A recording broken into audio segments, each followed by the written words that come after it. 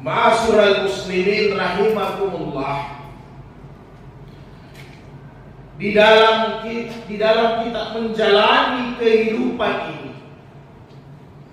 tentunya ada yang namanya kenikmatan, ada pula yang namanya ujian dan cobaan. Semua ini datangnya dari Allah Subhanahu wa ta'ala. Dialah yang senantiasa menciptakan suasana dan keadaan. Islam memberikan dua prinsip bagi kita sekalian, yaitu asyukru inda niyam, bersyukur ketika mendapatkan kenikmatan, as-sabru inda musibatun, sabar ketika mendapatkan ujian dan cobaan dari Allah. Karena kedua-dua ini senantiasa bersama di dalam kehidupan kita sampai kita berjumpa dengan Allah nanti. Antara kenikmatan dengan ujian itu senantiasa bersama kita. Allah Subhanahu wa ta'ala berfirman di surat Al-Baqarah, "Wa lanabluwannakum bi syai'in minal khawfi wal ju' wa naqsin minal amwali wal anfusi wath thamarah wa basshiris sabirin." Kata Allah, sesungguhnya aku akan memberikan kalian beberapa cobaan, beberapa musibah sebagai ujian. Aku akan melimpahkan kepada kalian ketakutan, kegalauan, kesusahan, kelaparan, kesempitan, kekurangan harta, ataupun ditinggalkan oleh orang yang dicintai, jiwa kematian. Demikian juga cobaan dari buah-buahan, gagal panen, tidak berhasil dari sesuatu pekerjaan. Itu semua ujian yang akan aku berikan kepada kalian. Wa bassyiris sabirin.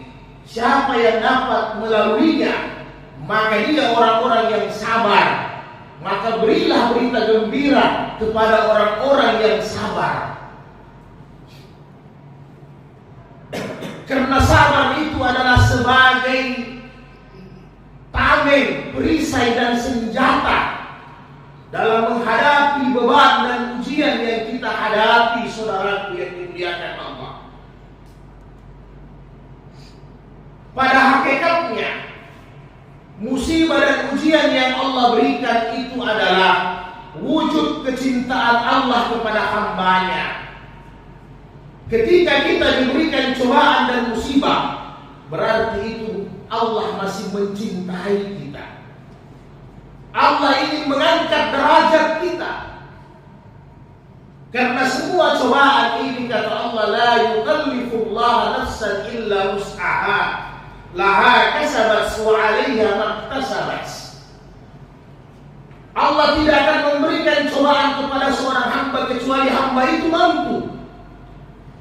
Maka dari cobaan itu, apabila kita melaluinya dengan kebaikan, maka kita akan mendapatkan balasan yang baik. Sebaliknya juga, apabila kita tidak mampu melalui cobaan ini, maka kita juga akan mendapatkan balasan yang setimpal dari itu. Sehingga kata Rasulullah dalam hadis-hadis sahih, "I'zamul jazai ma'a izamul bala'i."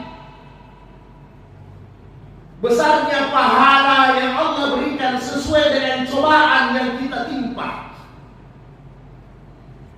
Makin besar cobaan, makin tinggi pahala ganjaran yang Allah berikan kepada kita sekalian. Sehingga kata Rasulullah, apabila Allah menginginkan kebaikan kepada seorang hamba, maka dia akan uji hamba itu. Dia akan coba hamba itu dengan berbagai macam musibah dan cobaan.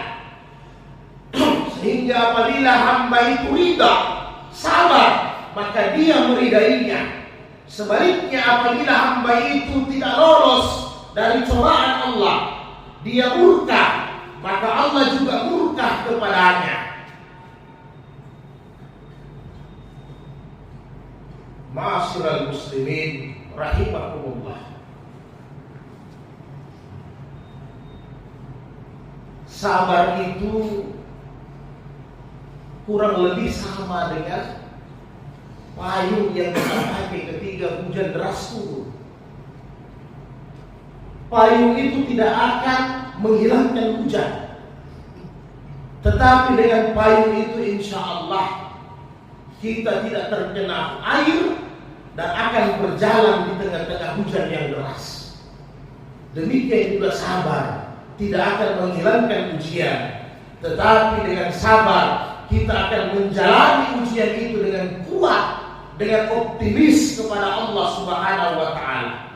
Mudah-mudahan Allah Subhanahu wa taala memberikan kita sifat sabar, yang mana orang-orang yang sabar idza asabatkum musibah qalu inna lillahi wa inna ilaihi raji'un. Ketika dia ditimpa musibah, baik kehilangan apa saja, ketidakberhasilan, kegagalan, kegalauan, ketakutan, dia beristirjah kepada Allah. Inna lillahi wa inna ilaihi raji'un. Semuanya dari Allah dan akan kembali kepada Allah Subhanahu wa taala. Kita hanya diamanahkan, semuanya titipan, semuanya akan kembali kepada Allah. Barakallahu fil Qur'anil Karim wa nafa'ani bil ayati wa zikril hakim wa taqabbala minni wa minkum tilawatahu innahu was-sami'ul